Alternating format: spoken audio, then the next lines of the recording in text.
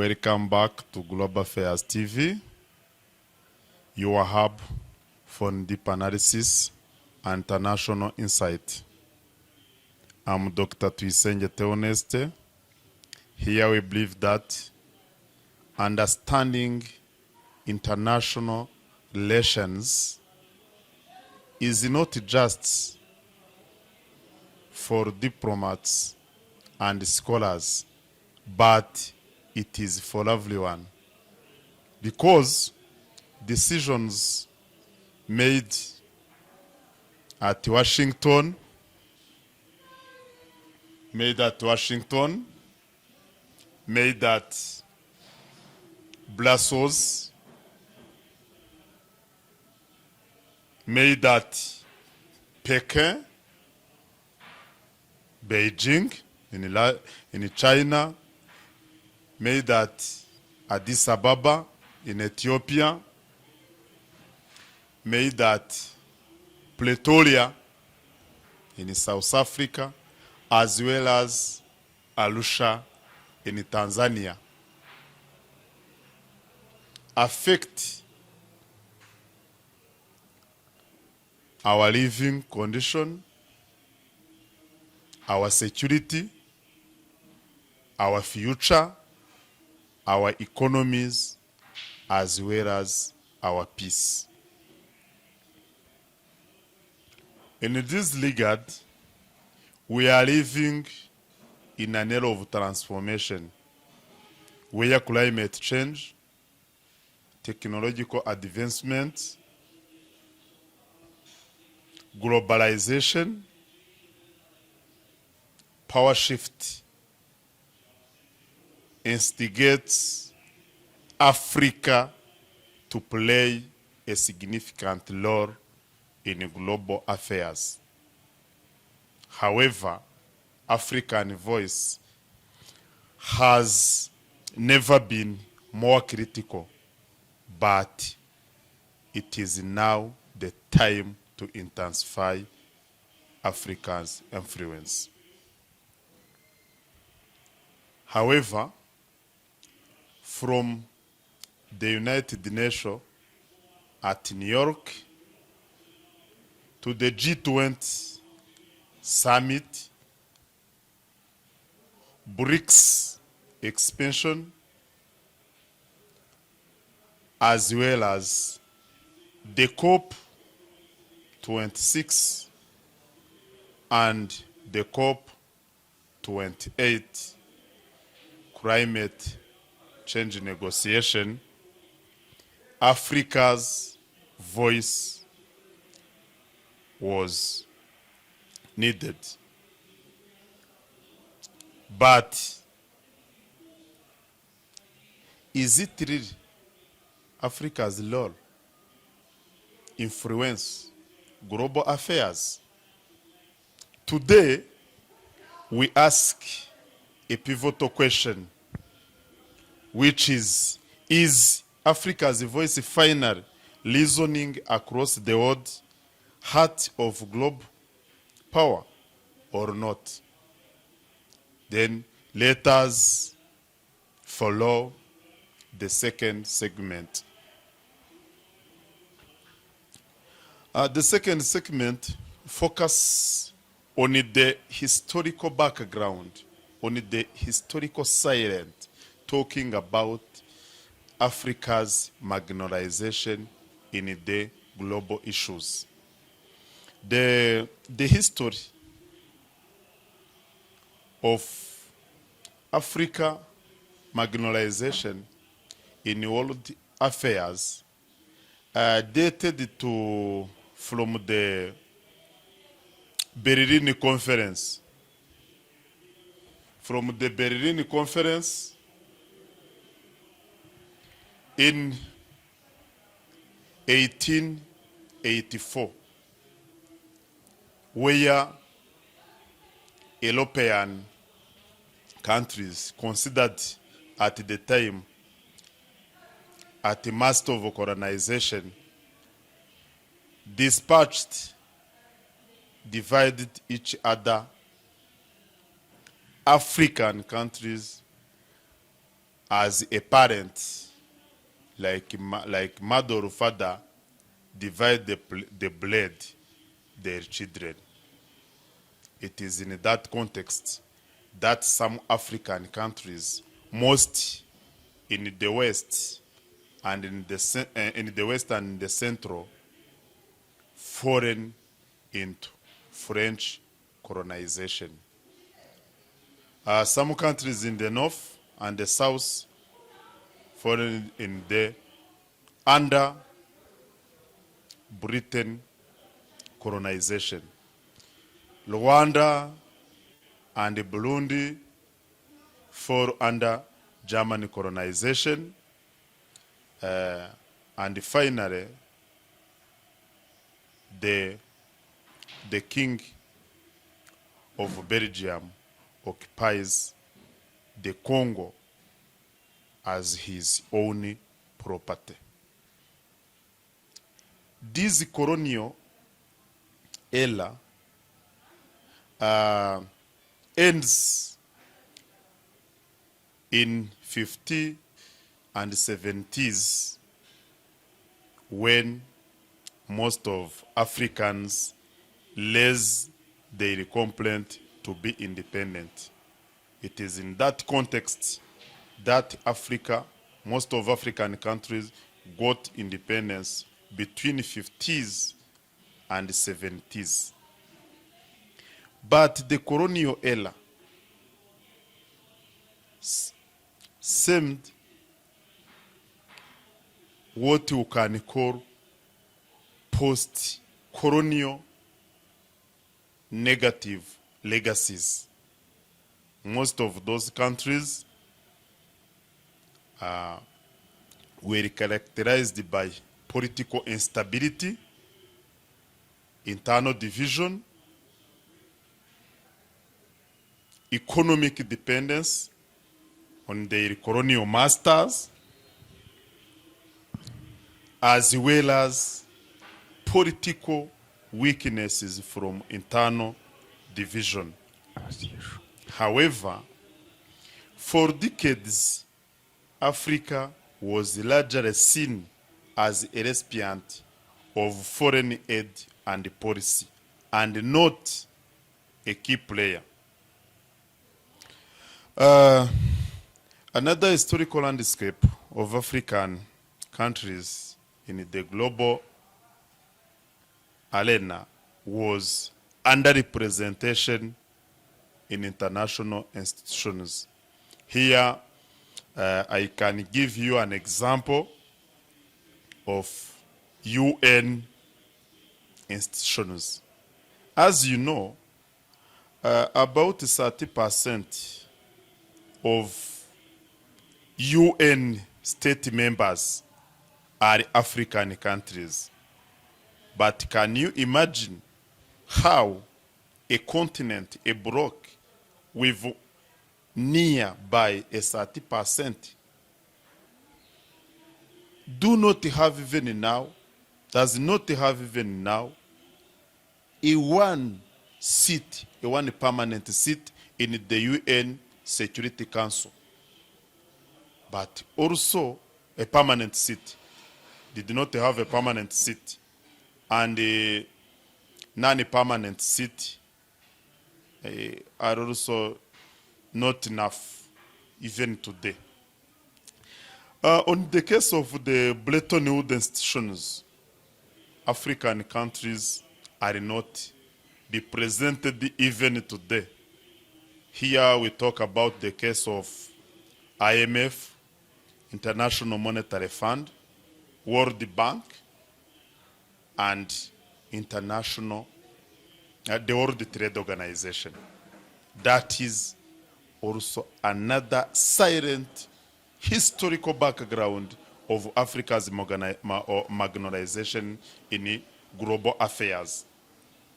The third one, and the last, is this of global financial institutions, where Africa has no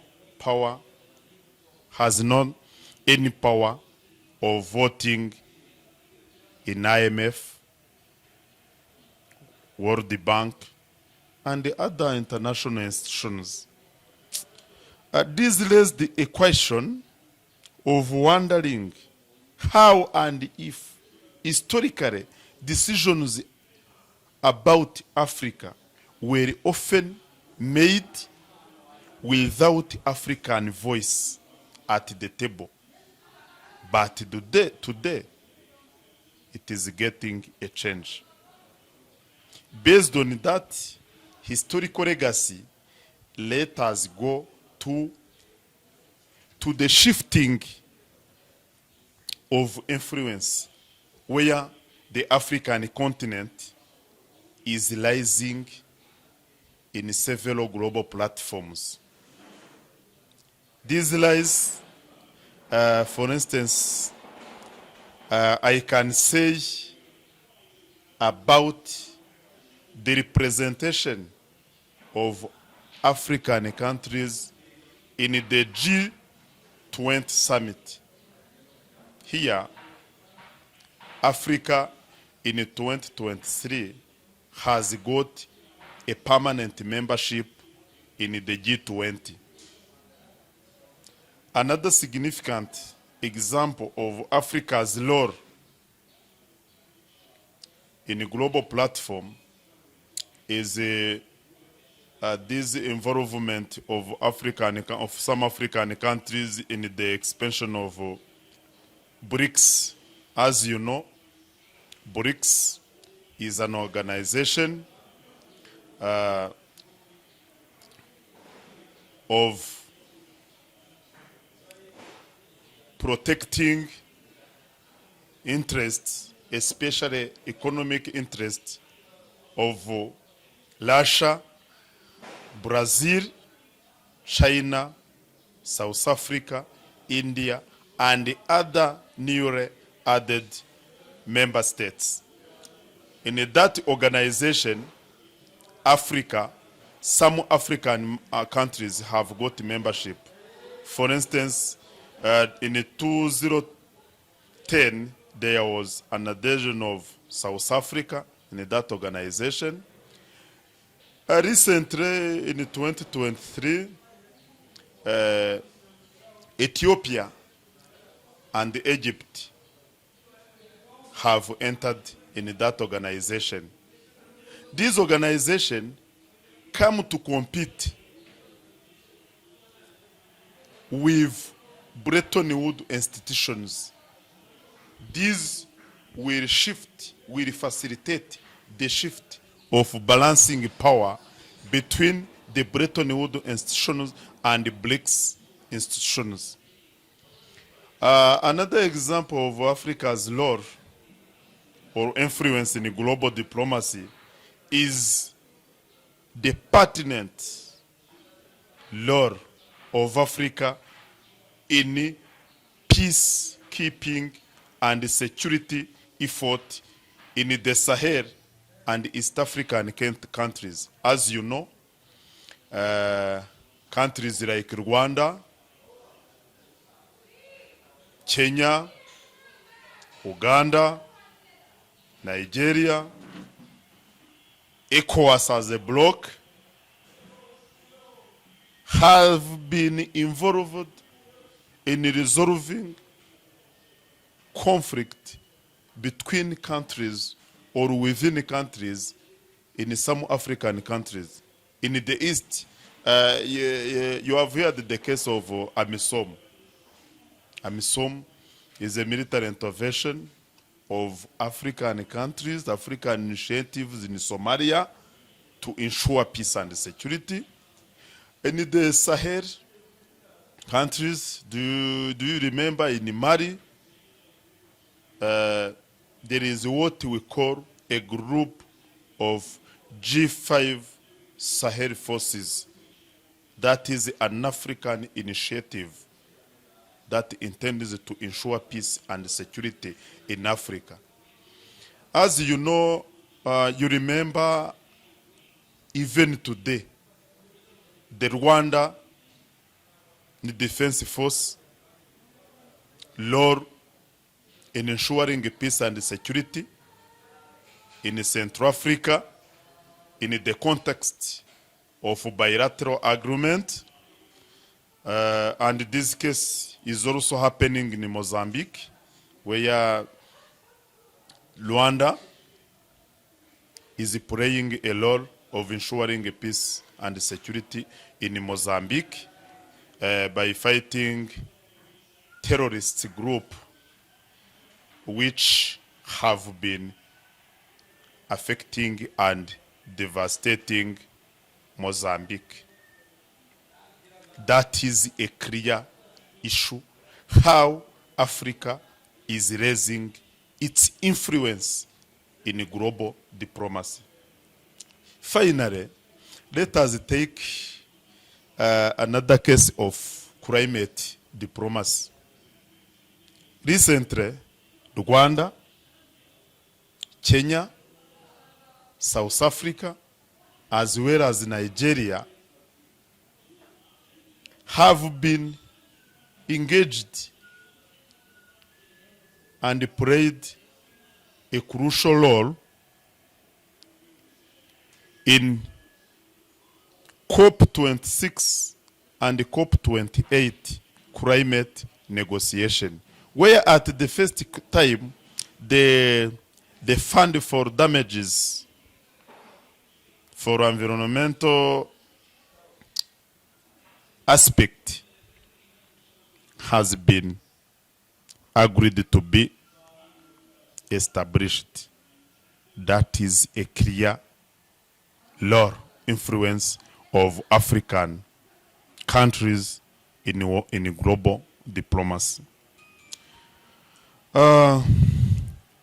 Another issue to this case of influencing global diplomacy is the historical establishment and agreement of African Free Trade Area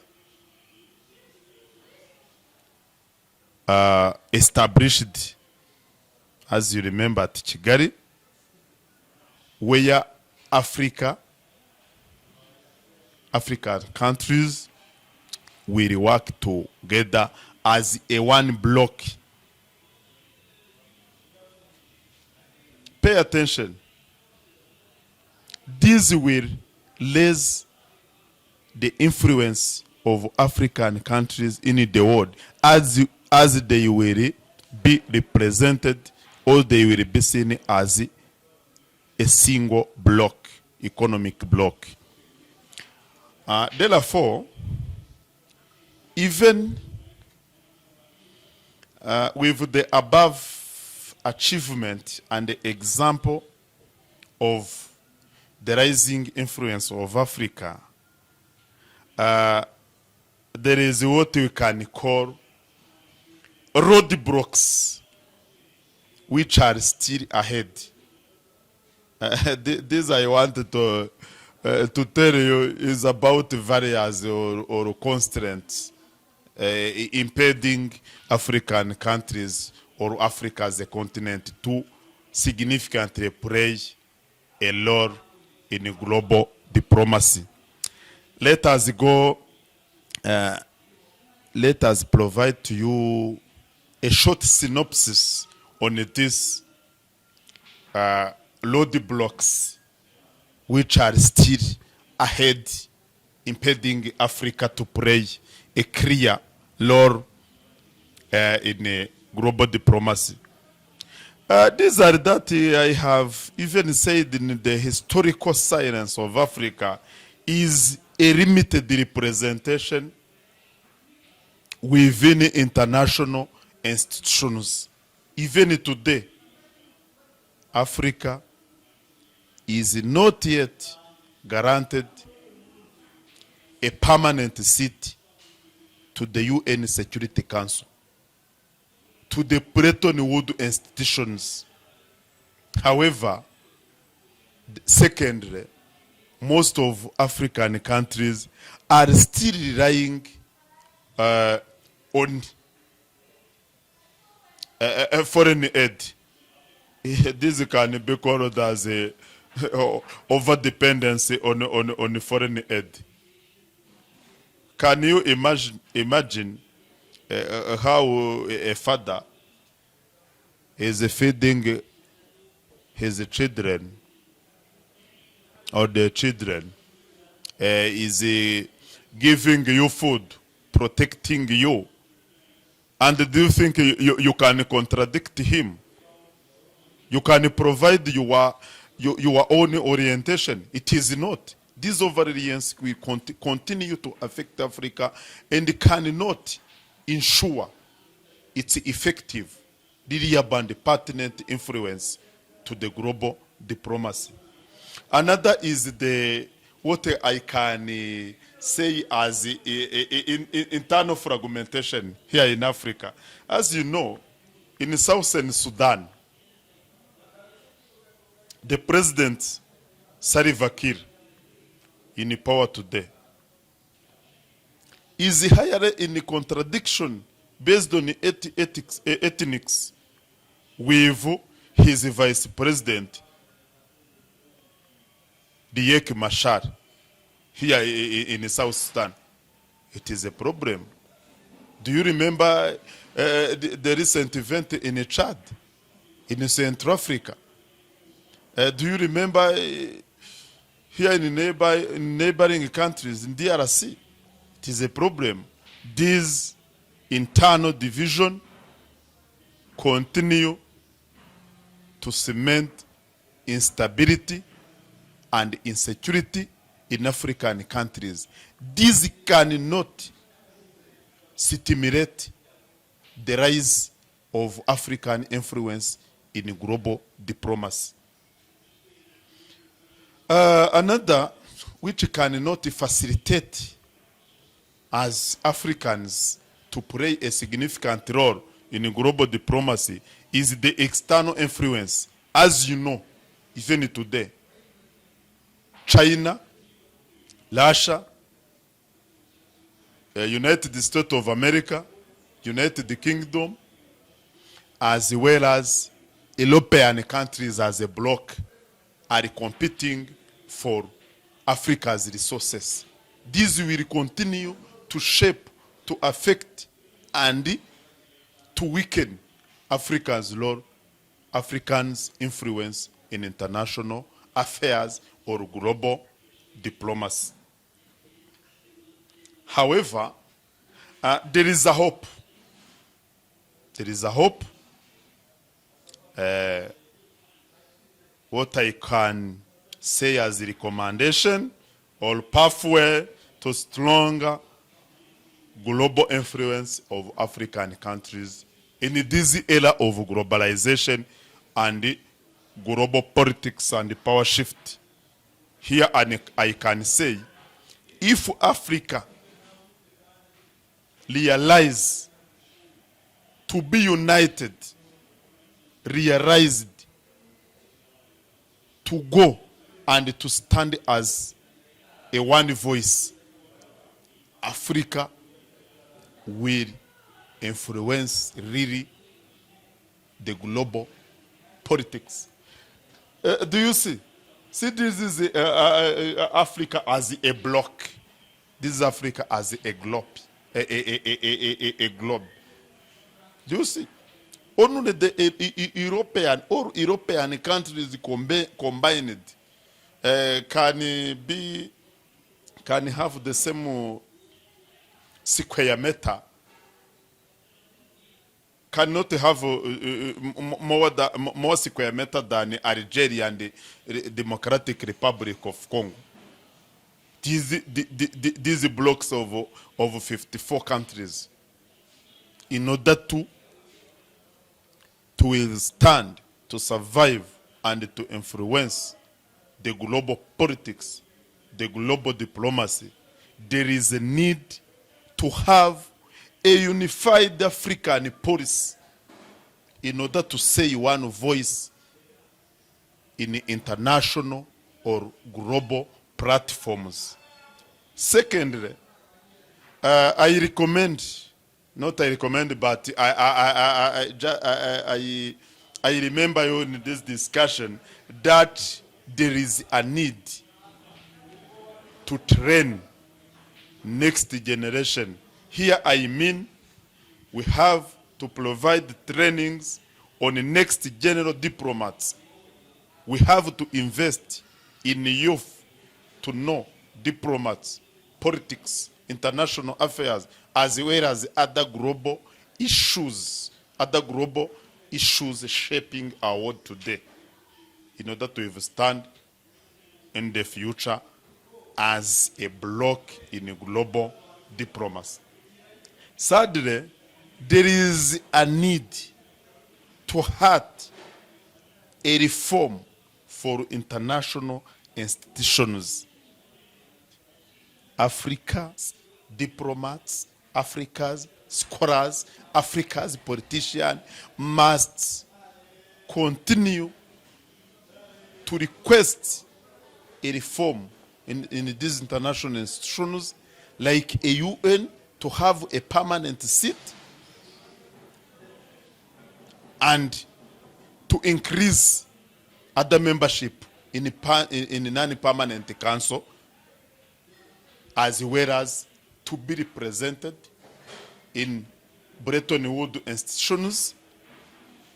As I remember, as the World Bank and the International Monetary Fund, there is a need to be represented there, and just those institutions would reduce, even eliminate some conditionalities they put on African countries in order to get the loans or credit or support. Finally, there is a need of soft power diplomacy. Here, soft power diplomacy, I want to express that in this era of technology, in this era of globalization, where the world becomes as a one village, there is a need to strengthen and to exploit clearly and perfectly, suitably, this technological advancement by using social media to influence global politics. However, from the time Africa, it is about more than just a seat at the table. It is about setting the agenda. The Africa must not go there to sit, but must be involved to set the agenda. However, in conclusion, Africa's voice now is louder than before, but it is not enough. There is a need to reshape. There is a need to strengthen its dynamics in participating and evolving in a global system. My audience, what do you think about it? What do you think about it? Are you witnessing Africa's influence in global politics? Do you think Africa really played that role, or just it is a symbolic, it is an honorific place? If you have listened well and followed me, comment, like, share, and subscribe to support deeper, informed conversation in a deep analysis about Africa's place in the world and about international insight.